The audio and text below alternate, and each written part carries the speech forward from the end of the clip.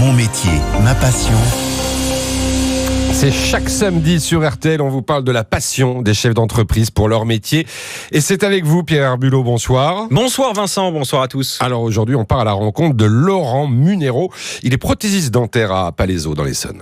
Oui, et son laboratoire, comme on dit, est installé dans une grande maison sur les hauteurs de Palaiseau.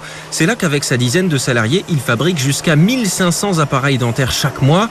Pas de lien direct avec les patients. Le seul intermédiaire de Laurent Munero, c'est le dentiste. Nous, on est des artisans, on n'est pas une profession médicale, on est une profession artisanale qui travaille pour les chirurgiens dentistes, pour les établissements de santé. Tout le monde connaît son chirurgien dentiste et pourtant le chirurgien dentiste, il fait appel à quelqu'un qui fabrique la prothèse dentaire, c'est-à-dire la couronne, le bridge, le dentier comme on dit, ou l'appareil. Et ce sont des professionnels qualifiés avec, comme vous voulez voir, beaucoup de matériel, de personnel et de règles à respecter. Donc il est un artisan, mais alors comment elles sont fabriquées ces prothèses, Pierre ? En fait, le dentiste envoie ce qu'on appelle une empreinte dentaire au prothésiste. C'est la copie exacte de la dentition d'un patient, moulée dans de l'alginate. Les prothésistes en font une copie en béton plus solide, puis fabriquent à l'aide de ce modèle l'appareil adapté pour redresser une dent, par exemple. Vous voyez ici, vous avez des bobines de fil métalliques. Pour faire un appareil, en fait, on fait d'abord l'armature avec ici des crochets, des bandeaux, des choses qu'on met sur le modèle en fonction de la commande et de ce que veut le praticien. Et puis ensuite, on va par-dessus ajouter la résine et après on va le gratter avec des meules pour le rendre lisse.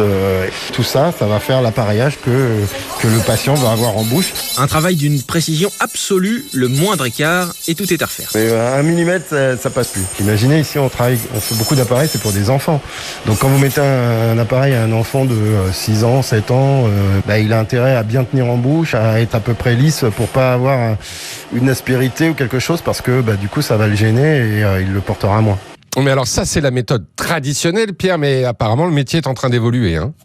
Oui, et je ne pense pas vous surprendre en vous parlant de virage numérique. C'est-à-dire qu'au mieux de prendre une empreinte avec de la pâte dans la bouche du patient, praticien, chirurgien dentiste va faire une capture vidéo en 3D de l'intérieur de la bouche avec les dents et la situation buccale. Et nous, on va travailler là-dessus après pour concevoir les prothèses dentaires tout en numérisation avec derrière des machines-outils, des imprimantes 3D pour le métal. Ça, c'est les imprimantes qui font les modèles. Donc vous voyez, ici, elles viennent de se terminer. Donc c'est dommage, elle tourne plus.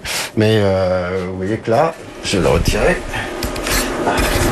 Donc ça, c'est les dents du bas de Madame Martin ou Madame Durand. Voilà, c'est ça. Et ça, il y a son nom dessus. D'ailleurs, on l'imprime en même temps, comme ça, on peut pas se tromper. Voilà, et en plus des filières traditionnelles, la Chambre des métiers, les BTS et une nouvelle formation a vu le jour, une licence prothèse dentaire numérique, immersion dans un cabinet de prothèse dentaire, celui de Laurent Munero à Palaiseau dans l'Essonne, qui, notez-le comme beaucoup de chefs d'entreprise, recrute, vous l'avez compris. Merci Pierre Herbulot et à la semaine prochaine. En France, l'U2P fédère l'ensemble des artisans, commerçants et professionnels libéraux. Retrouvez ces entreprises qui sont au cœur de la croissance et de l'emploi sur u2p-france.fr. Belle soirée, rendez-vous